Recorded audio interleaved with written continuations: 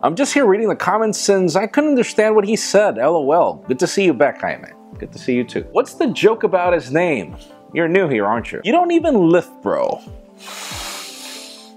That's right, it's that time of the week. I am Jaime Rivera. This is Pocketnow, and this is the Pocketnow Daily Recap for last week.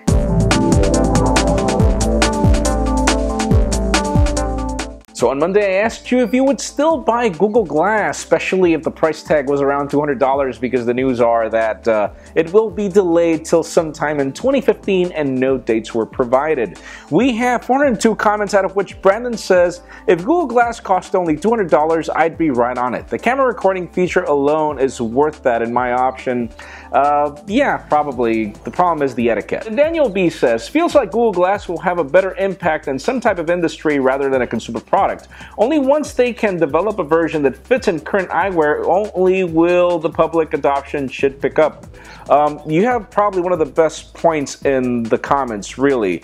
Yeah, it would be great for certain industries, like pilots, for example, would be benefited from a heads-up display, definitely. But you're right, unless they figure out a way to fit it into current glasses, then it becomes awkward. But then again, would you trust people with glasses once they start that? I mean, how about they take a photo of you and you don't really want them to do so? And Rexy705 says, the reason I wouldn't get Google Glass is because it's not very acceptable socially.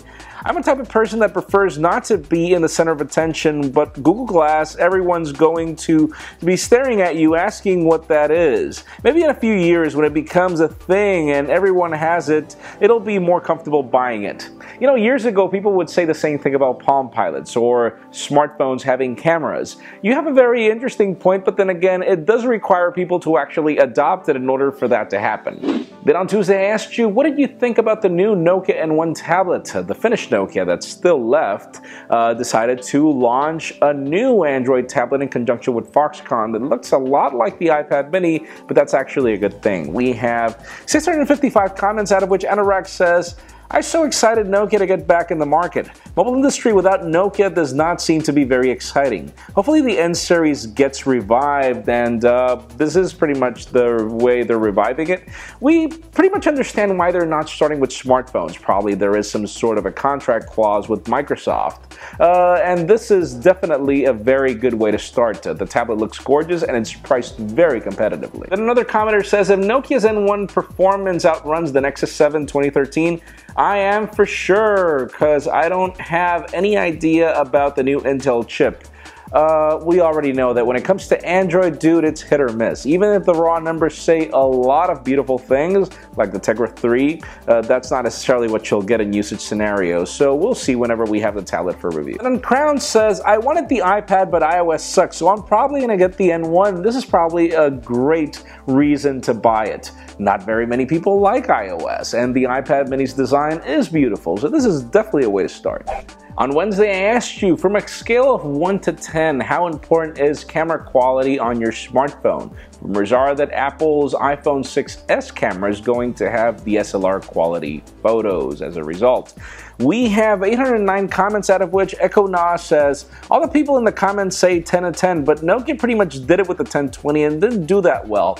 Well, that's because of a lot of reasons. You have a very interesting point here. The Nokia Lumia 1020 is definitely one of the best smartphone cameras we have ever reviewed. I think it's actually the best. Let me just say that.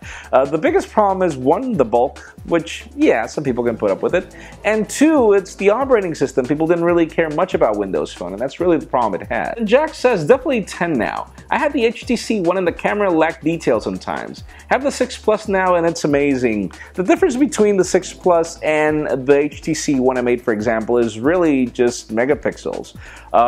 And because both cameras do take good photos, but then again, yes, those megapixels are important, and you make a good point. The detail is important in the end. And the Darknut says, how important is cam on a phone? 100 of 10. You can't carry a camera DSLR everywhere you go, and I can't think of buying a phone with a bad camera. You have a very good point, but there aren't really that many flagships that actually take great photos. On Thursday, I asked you if you think that Apple would be capable of selling 30 million Apple Watch units. The rumors are that analysts predict that the company is planning to cater to 10% of its install base for the iPhone, which is 40 to 50 million units. let's just say 30.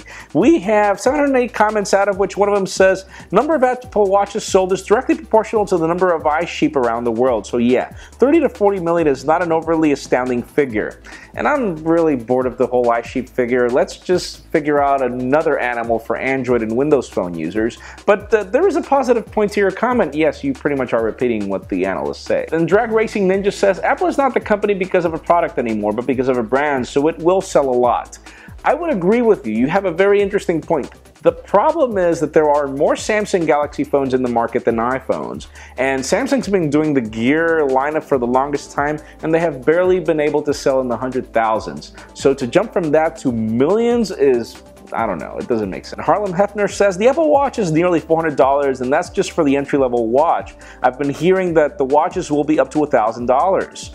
You're a damn fool to spend that much on a smartwatch, no matter the operating system, because 6 months to a year they will be obsolete. And that's really my point. The biggest problem with the Apple Watch is, yeah, probably the first generation Apple Watch will sell like crazy, just like the iPads did. But then the problem is, what happens when people figure out that this is just a gadget, that this is not a Rolex, and that it will be obsolete a year from now? I think Apple made a big mistake in dropping support for the first generation iPad very early, and the same can happen with the Apple Watch because of its lack of technology. And finally, on Friday, I asked you if carrier unlocking for your smartphone is important to you, as we were talking about all the different carrier bloatware and locking mechanisms that are coming on the Google Nexus 6, which is such an irony since Android is supposed to be free, right? Well, we have 361 comments, out of which AST5515 says, carrier unlocking is not important. Rule number 1, don't buy a carrier-locked phone and you don't have to worry about unlocking it. Problem is, in the United States, getting a carrier-unlocked phone is difficult. So I kind of understand the point here. And Eduardo IG17 says, all phones should be unlocked from factory. It's your phone. You've paid for that phone. There shouldn't be any restrictions. You kind of have a point there. The problem is, if you buy into carrier subsidies, then the contract pretty much requires to. The thing is this, and you do have a point here. First of all, even if I would unlock my phone within a contract, I'm still legally abided by the contract. So I don't understand the point of locking the phone if it's not like if I could just exit the contract easily anyway. And Sizzling Guatemalan says, that's why I like T-Mobile. They don't put their logo on their phones, and 3 to 4 bloatware apps can be uninstalled, at least on the M8. And you're right, that's the reason why I have the HTC One M8 from T-Mobile. It was very easy to unlock and so many other things, but I guess the biggest point here is that yes, T-Mobile does understand what customers want with Un-carrier. The problem is obviously their network, but hopefully that will change next year. That's it for our Pocketnow Daily Recap. Thank you very much for watching. A couple of tips if you want your comments to be featured. Number 1, keep them short. Number 2, stick to the point. Number 3, try to get some thumbs up. It helps us spot them a lot easier. You can also follow us on social media and subscribe to our YouTube channel as well. You can follow me on Twitter, Jaime_Rivera. Please give this video a thumbs up if you like what you saw. I am Jaime Rivera. Thank you very much for watching. We will see you next week.